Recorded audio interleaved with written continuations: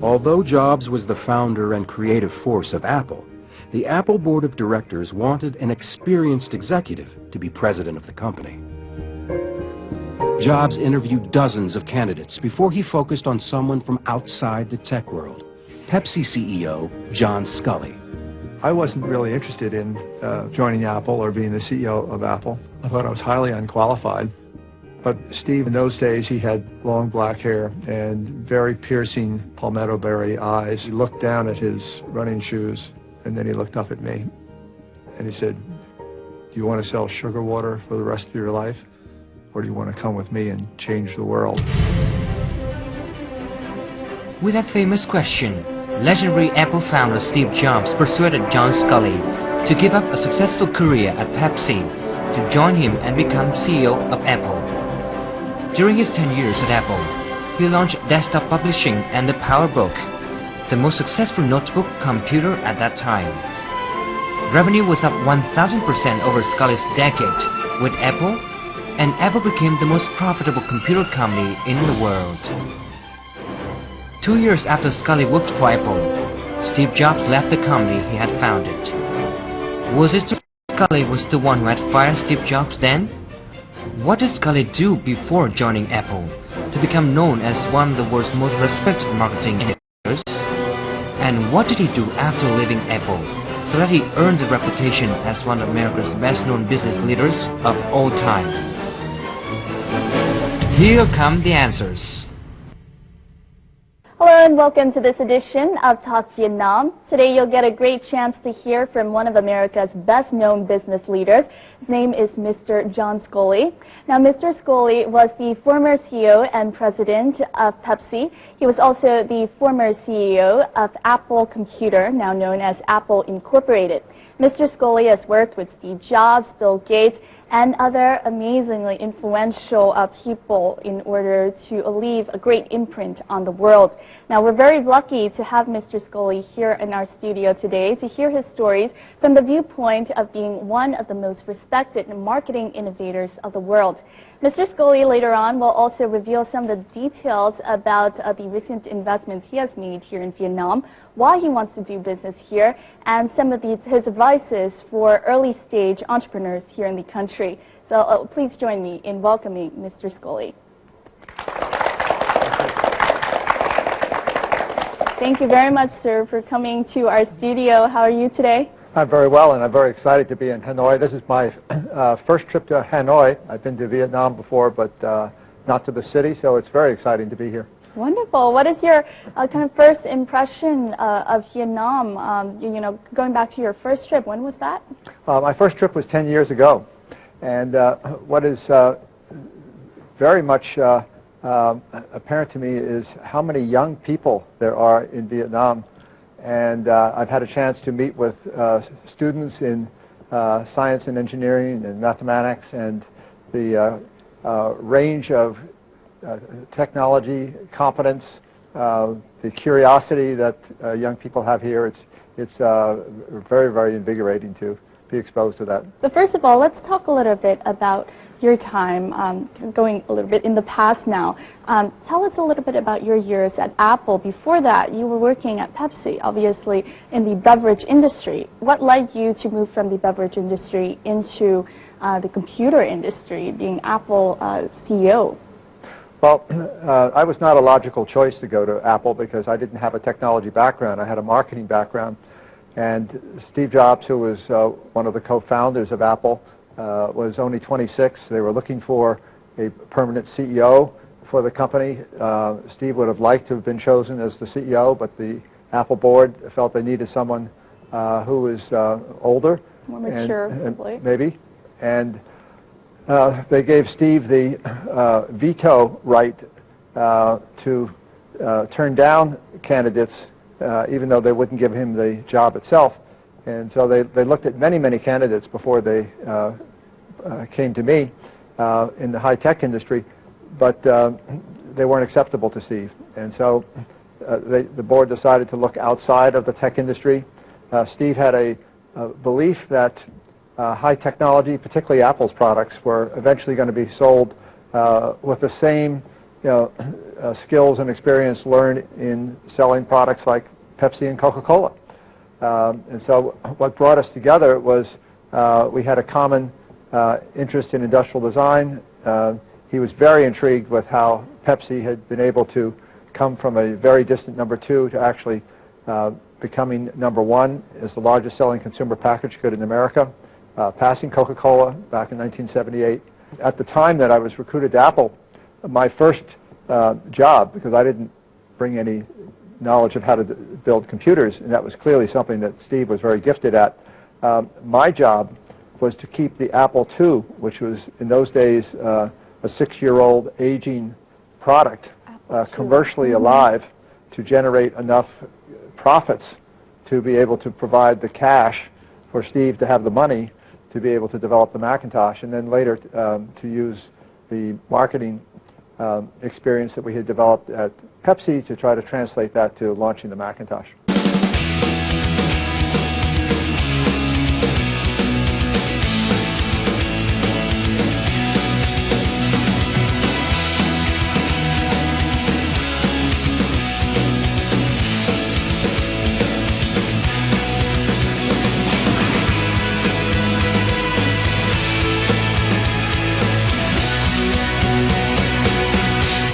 Tell us a little bit about your relationship with Steve. Steve and I had an incredibly good relationship during the few years that we worked together. So the fact that we ended up in a clash was really quite contrary to the relationship that we had most of the time working together. The relationship was driven by the common interest we had in beautiful design. The area that we clashed was in 1985 when Steve introduced the Macintosh Office, which was the first time that a high-quality laser printer had been connected with a graphics-based personal computer, the Macintosh. And because computer processing power was not very powerful back in 1985, the microprocessors just were not powerful enough to be able to make a Macintosh Office system effectively useful. And consequently, the product didn't sell. And Steve got very depressed and felt that we needed to drop the price of the Macintosh and shift the advertising from Apple II over to Macintosh, and maybe that would help. And I strongly disagreed with him on that because my job was primarily to keep the cash coming in, the profits from the Apple II, and we couldn't afford to pull the marketing away from the Apple II, and we couldn't afford to lower the price of the Macintosh without jeopardizing the profitability of the company. So I said, Steve, we need to go to the board and let the board decide. So we both went to the board of directors. The board listened to Steve's reasoning as to why he wanted to drop the price of the Macintosh and move the marketing from Apple II. They listened to my reasoning why I thought that was a mistake. And then they selected the third co-founder of Apple, Mike Markkula, to go do his own investigation, independent of Steve and me, and to report back to the board, independent of Steve and me, which he did over a 10-day period. And his conclusion that he recommended to the board was, he said, John's strategy is correct, Steve is not. And the board asked Steve to step down from being the leader of the Macintosh group. He was still chairman of the board, but a number of months later, he resigned and started a new company called Next. Often myths take on an aura of reality, and one myth was that I had fired Steve Jobs. Yes. Actually, I have to say I feel very badly that we lost the founder, and I consider it a personal mistake on my part that I didn't go and try to recruit him back at some point later on. But the reality was Steve actually was never fired by anybody. He was demoted by the board, and then he eventually resigned from the company. Let's talk a little bit about your visit to Vietnam this time. During his visit this time to the country, Mr. Scully held a workshop with Vietnamese entrepreneurs in Ho Chi Minh City. Let's take a look at this meeting and see what advices he gave to the Vietnamese entrepreneurs. That they're doing are impossible.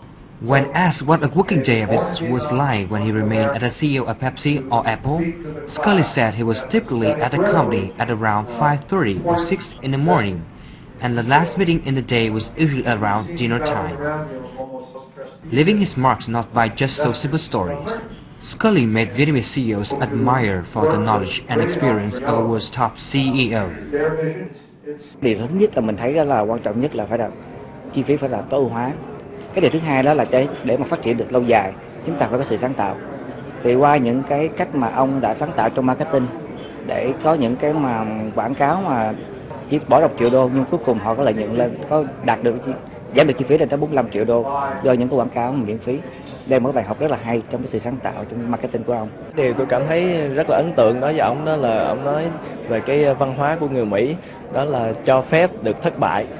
Cái mà văn hóa của người châu Á mình hơi thiếu sót trong cái việc này, thì tôi nghĩ nó rất là hữu ích trong cái việc mà kinh doanh, quản trị trong công ty cũng như là đối xử với con cái tuổi trẻ sau này. Thì mình nghĩ một cái điều đó nó sẽ giúp cho cái nhóm trẻ cảm thấy tự tin hơn, không có cảm thấy bị bi đát sau những cái lần thất bại, bởi vì trong cuộc đời của mình thế nào cũng có những cái lúc mà phải thất bại, và nếu có được những cái điều như vậy thì mình cảm thấy nó tự tin để mà tiếp tục phấn đấu và thử một lần nữa. Còn nếu mà quá hà khắc hoặc nghiêm khắc với những cái thất bại của mình thì sau lần thất bại coi như là chấm hết, thì nó là sẽ không phải cái điều hay. John Scully confirmed that success would come to those entrepreneurs whose goal and vision are beyond money. What I've learned is that the entrepreneurs I work with never give up. And they say, well, John, we've asked you to help us for 4 years, for 5 years, now it's 6 years, and we haven't had a success yet. I said, don't worry. I said, I have watched how you work. I see your talents. I see the enthusiasm and passion you have. The destination is not the money. The money is the consequence. The destination is to make a difference. And ultimately, people who are successful with the right reasons often end up being very financially successful too. After all, with his strong belief in the perspectives of Vietnamese economy, Scully motivated all those entrepreneurs persistent with their goal of setting up a new company or steering the existing ones out of the current economic crisis. Even though times may be tough right now in Vietnam, I'm very optimistic. I believe in globalization, and I believe that Vietnam has a wonderful future ahead of it. I'm impressed with the talented people here. I'm impressed with the work ethic. I'm impressed with just the perspective people have on life. And I think over the next 3 to 5 years, we're going to see many more positive times, many opportunities, and many success stories.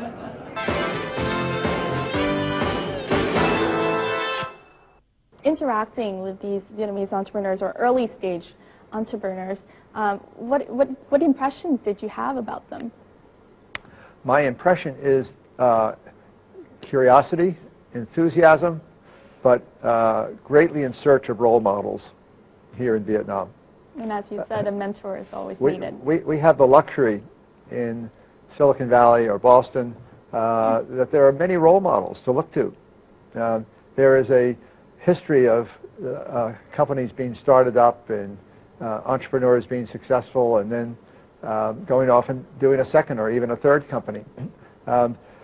There is not yet in Vietnam such a pattern, and there is not yet a number of role models that young entrepreneurs can look to. And so that's one of the real opportunities. And frankly, at this point in my life, I find that very exciting, that we can come to a country where there is extraordinary talent, great passion and interest to be part of the global economy, and a search for exactly what I love doing, which is mentorship. Going back a little bit to your time at Pepsi, I understand you were Pepsi's youngest president and CEO. Can you talk a little bit about the success that you gained at Pepsi? I understand the Pepsi Challenge was one big success. I was very fortunate that I joined Pepsi when it was a relatively small company, and it was about $220 million of annual turnover. Today it's about $90 billion of annual turnover. I never would have gotten the jobs today that I was fortunate enough to be given back in 1970 when I was appointed to the marketing vice president of Pepsi. In the early days, when I was marketing VP, we started working on a lifestyle campaign called Pepsi Generation. And we had some amazingly talented creative people who were deeply involved in the creation of Pepsi Generation. But that was the first consumer experience marketing campaign. By experience marketing, I mean that when we showed the Pepsi Generation commercials, it was the beginning of color television. It was the beginning of large screen TVs. Before that, everything had been small black and white televisions. And we never showed Pepsi in the commercials. Because what we were doing is we were trying to focus on the people who used Pepsi and their life experiences.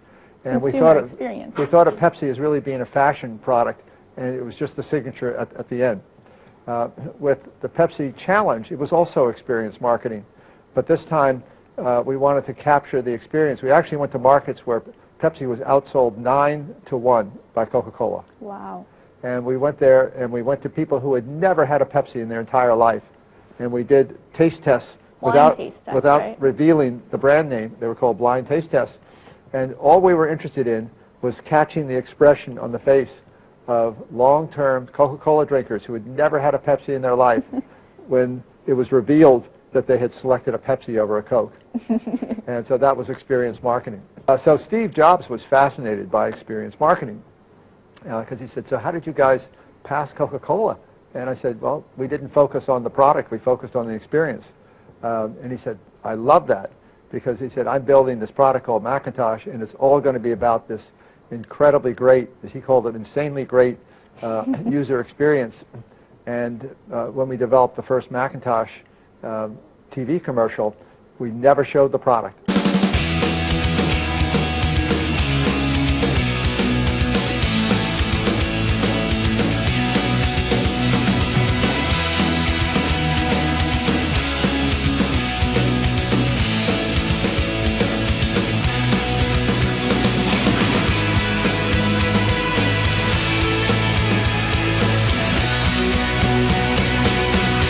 The marketing strategy that you had used at Pepsi, focusing on consumer experience rather than the product itself, proved to be quite successful at Apple.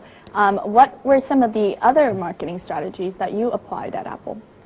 Steve was a great believer in selling products as fashion statements. And so we looked at Apple products back in the 1980s as really fashion statements in terms of how we said people will want others to see them. And we also marketed Apple products with the perspective of Hollywood movies, because we said in the movie industry, it's all about hit products. And so our vision in the 1980s was you build only 1 or 2 products a year, and you hopefully try to build a hit product. And you put all of your talent and energy into that. Most technology companies build hundreds of products, and you don't know which one do they really care about. You know? The brilliance of Steve Jobs was that he knew exactly which of those few products to create. He was highly disciplined, and he always said the most important decisions are not what you put in, it's what you leave out. And his ability to simplify, and always make sure that it was tested against the user experience. Now, looking back at the years at Apple, what would you say you were most proud of? I was most proud of being able to spend 10 years working with some of the most talented people I've ever met in my entire life. For me, it was a chance to learn just how many talented people are able to create things in small teams and actually transform the world. These people were, in most cases, far more talented than I was, and had just amazing passion about what they were doing. And being able to be a part of that community was just an extraordinary experience. And so I decided when I left Apple, I said, I've got to find a way that I can continue to get a seat at the table with talented people. And I decided the way to do that was not to be a CEO, because I'd done that a few times, but to be a mentor and to be an investor and to be a rainmaker. A rainmaker means help close deals. The rainmaker.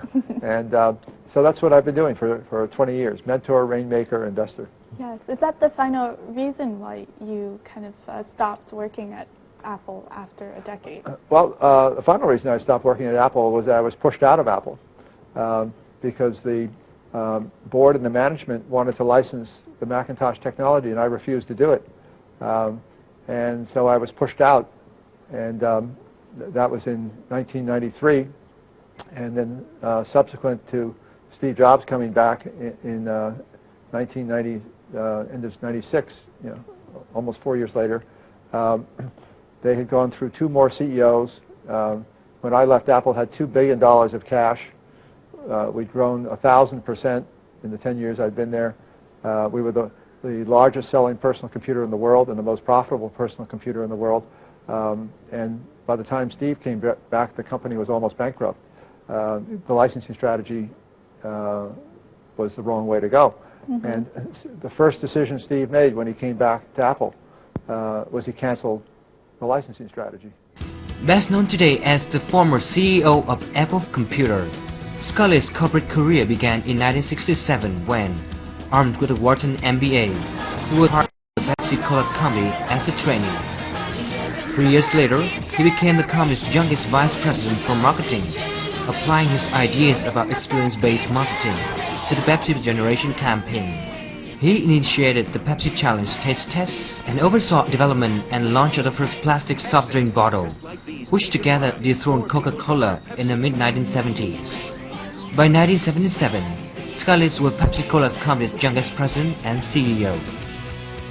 In 1983, Apple founder Steve Jobs persuaded Scully to transfer his consumer marketing talent to personal computers. Scully joined Steve Jobs and became CEO of Apple. When Scully left Apple, Apple's Macintosh was the largest seller of personal computers in the world. Since leaving Apple, Scully has earned a reputation for investing in and mentoring early-stage entrepreneurs who want to create transformational companies. Your career has been a whirlwind, moving from the beverage industry into the computer industry and now into kind of being a mentor and in the healthcare industry. For some, obviously many young the youths and young entrepreneurs are very curious as to whether you have a certain key to success in the business that you're doing. So what key of successes would you share with young entrepreneurs? Well, it really isn't very complicated, at least complicated to talk about it. So it's a little more complicated to actually do it. Great companies are built by great teams of people. What we learn in the U.S. from our experience in seeing the success stories and role models of successful companies is that you always invest in the team.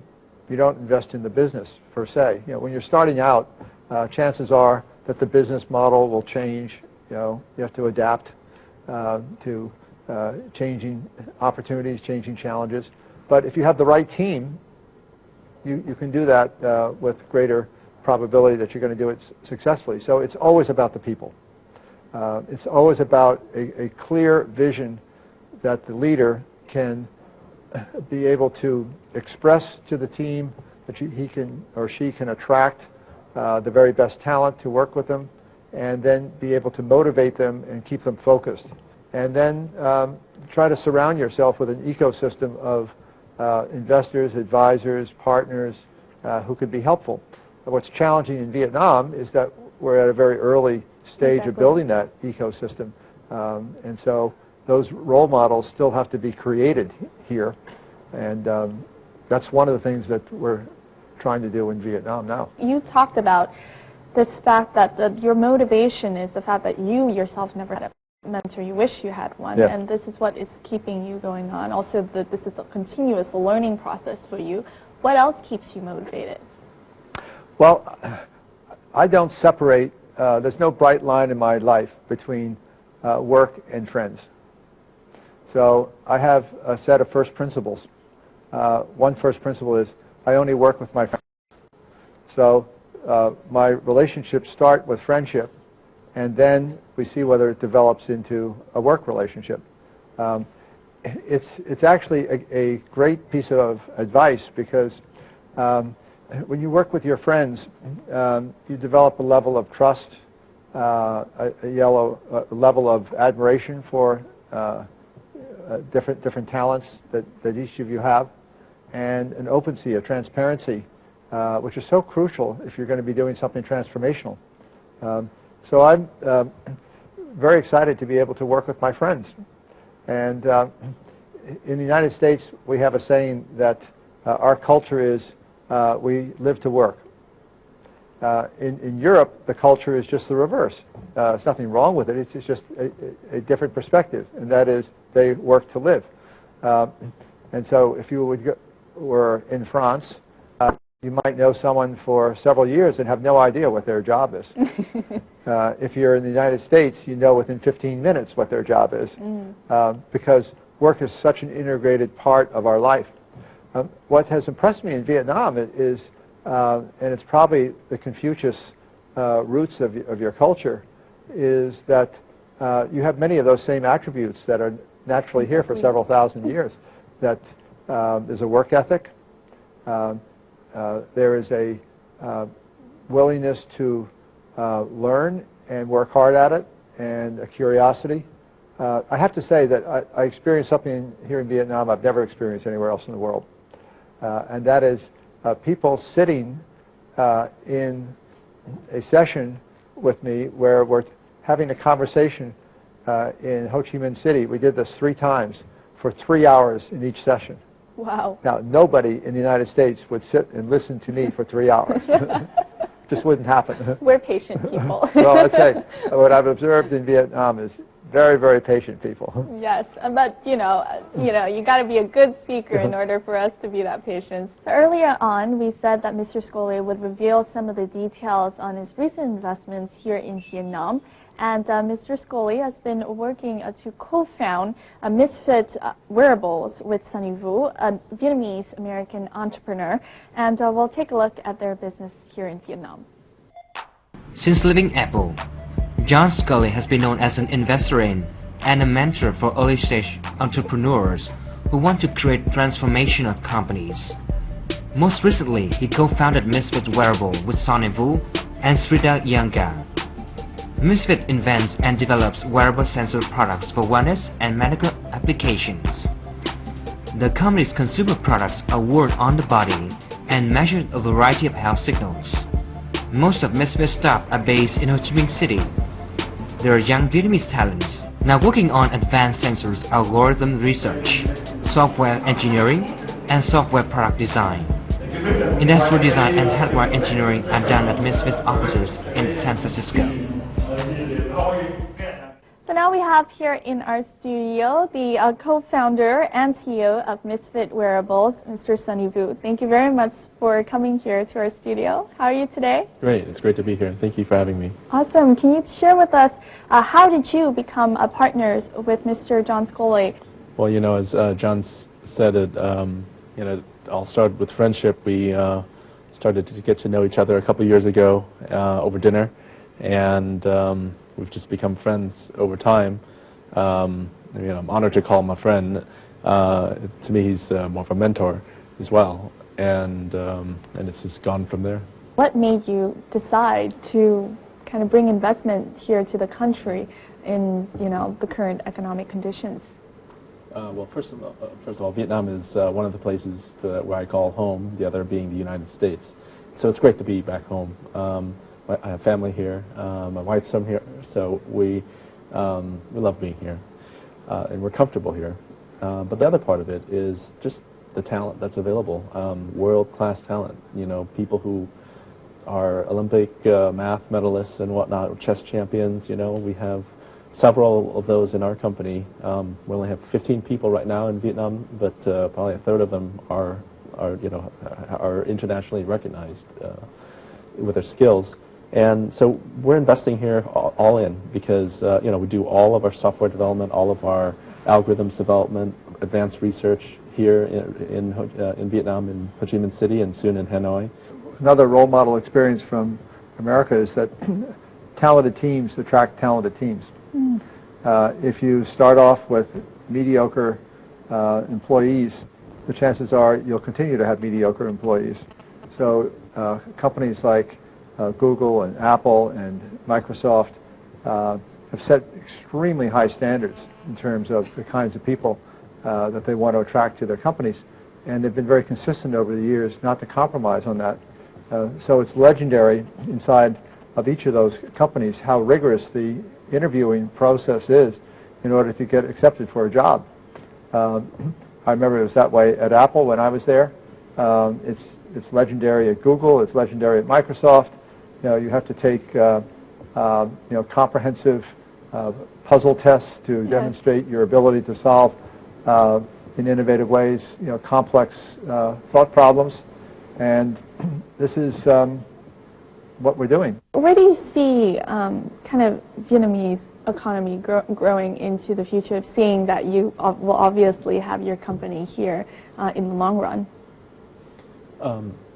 Well, Vietnam has a lot of different things that it has to offer to the world.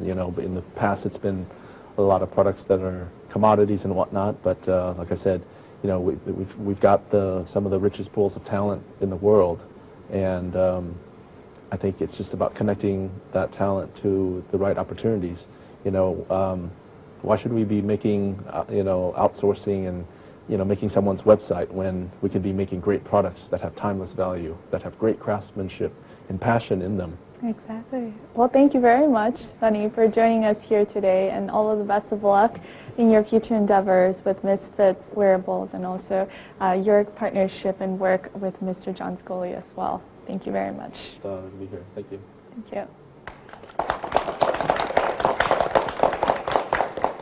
Now, also during his trip to Hanoi this time, Mr. John Scully, as he said, has had a chance to talk with 100 most talented students of high-tech universities here in the capital city to talk about the future technological trends. So let's have a look at that.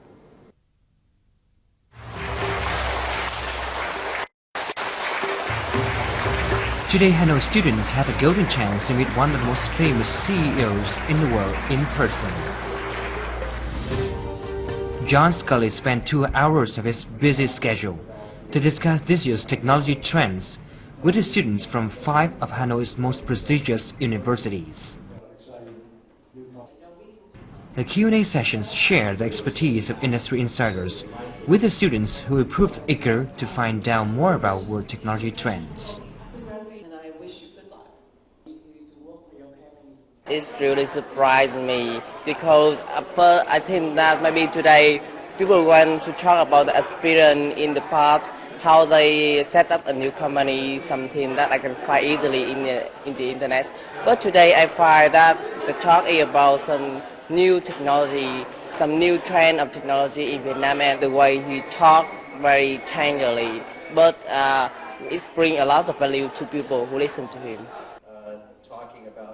Some megatrends John and other speakers predicted to be significant in the near future were the combination of biology and information technology, the flourishing of wearable computing, as well as big data mining. The new era is said to be all about information withdrawn from database of data. Trước đây em vẫn còn có một cái câu hỏi về cái big data này của mình. Thế là liệu có phải là cái xu hướng của thời đại không? Liệu có phải là một cái lĩnh vực mà mình có thể dồn hết niềm đam mê của mình không? Tất nhiên là mình có dồn rồi, nhưng mà mình luôn luôn phải quan tâm xem là thị trường thế nào. Thì hôm nay ông ấy đã giải đáp cho em cái câu hỏi này. Thế ông ấy cho mình biết được rằng là đây là một cái xu hướng tất yếu, một cái mà củng cố thêm lòng tin mình thôi. Trước đây mình cũng tin rồi, nhưng mà củng cố thêm một cái lòng tin cho mình để mình có thể toàn tâm toàn ý để mình tập trung vào nó. John Scully was impressed by the students. I do believe that the skills are here, particularly with the students that we're meeting, that many of the advanced technologies, the algorithms, can well be developed here in Vietnam.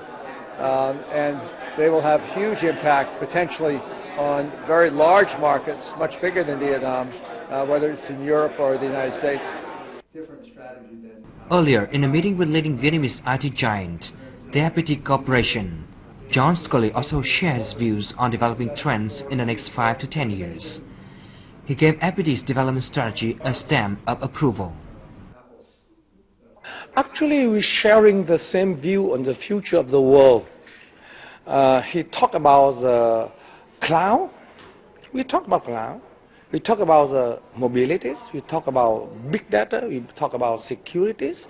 We talk about healthcare. We talk about education. We talk about smart world. And the same matters. The same view on the world. As the matter is how you implement that to the real life. And that again depends on how hard work you are, how innovative you are, and the same chance with everybody. I think that's very important. Throughout our talk, you mentioned that one of the biggest disadvantages that Vietnam has currently is there isn't enough role models. What other advantages or disadvantages do you see about Vietnam's economy right now? Well, I think in terms of the global economy, Vietnam is very dependent on what happens in other places. The industries that one from the West thinks of in Vietnam is we think of textiles, we think of agricultural products, we think of rubber for tires. So these are commodities, and they're ones which depend upon international markets. And at this time, in a challenging global economy, exports are weak in Vietnam. There's not much Vietnam can do about that because you're so dependent on what happens in markets outside of Vietnam. So then the real question is, what can you do things about? And high tech is one of those things where you actually have an extraordinary talent pool of well-educated people who are world-class. Some of them have gone to university outside of Vietnam and come back. Some of them have been educated in Vietnam, but because of the way that you test as people progress through their lives as young people in Vietnam, that it brings to the surface, really the cream of talent. Do you have a forecast for Vietnam and its economy in the next 3 to 5 years? Well, I think the guiding word would be I don't see any quick turnaround in the Vietnam economy because I don't see any quick turnaround in the global economy. So Vietnam is very dependent on the rest of the global economy. But I think that the Confucius culture of hard work, patience, high ethics, and great focus on education, I mean, all of these things are long-term going to be extremely advantageous to Vietnam. So if I look at Vietnam over a longer term, I only see with great optimism. But short term, your challenges are no different than the rest of the global economy. It's very, very challenging.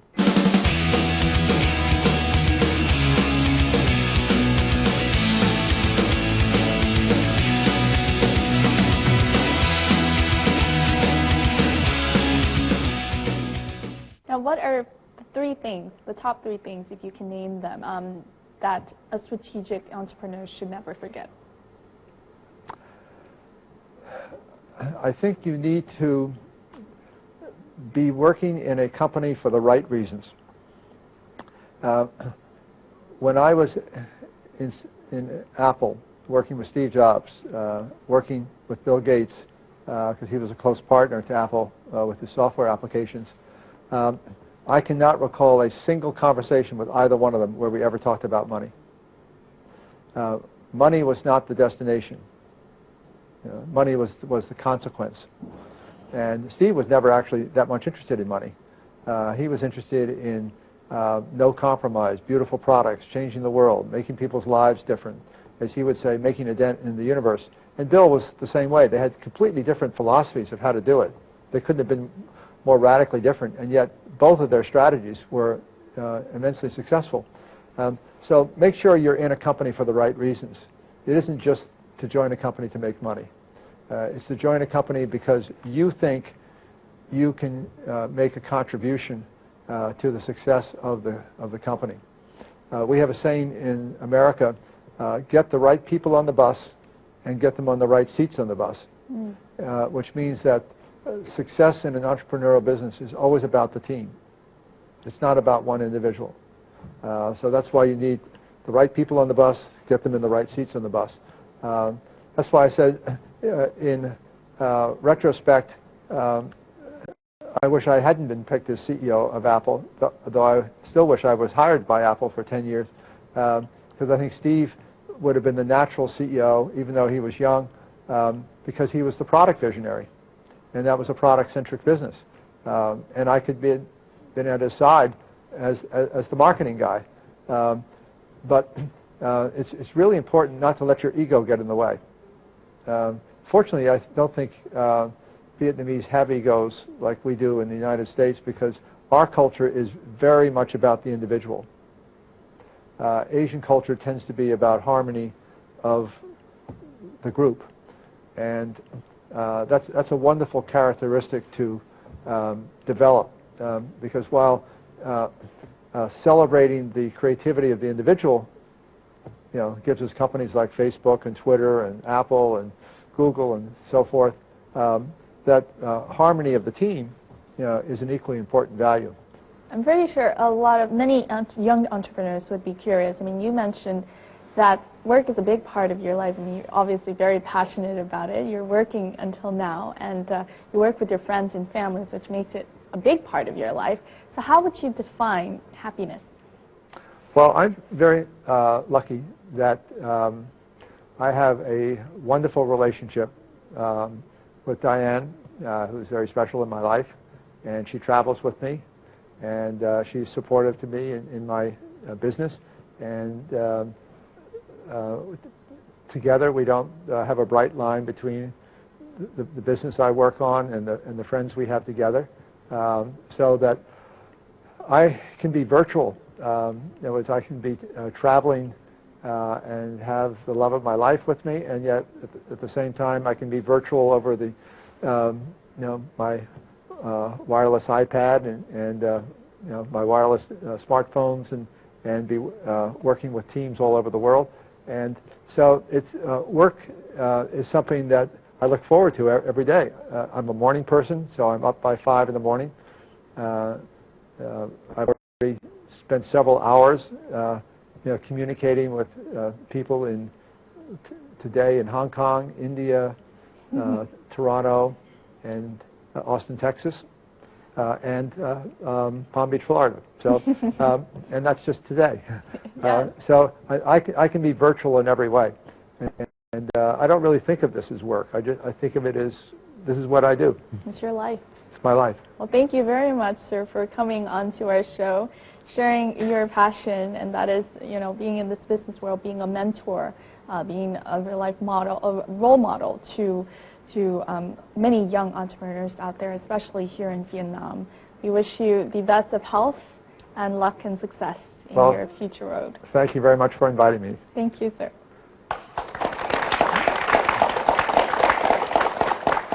And that wraps up this edition of Talk Vietnam with Mr. John Scoley as well as Sunny Vu. Thank you very much for joining us. We'll see you more next time here on Talk Vietnam. Goodbye.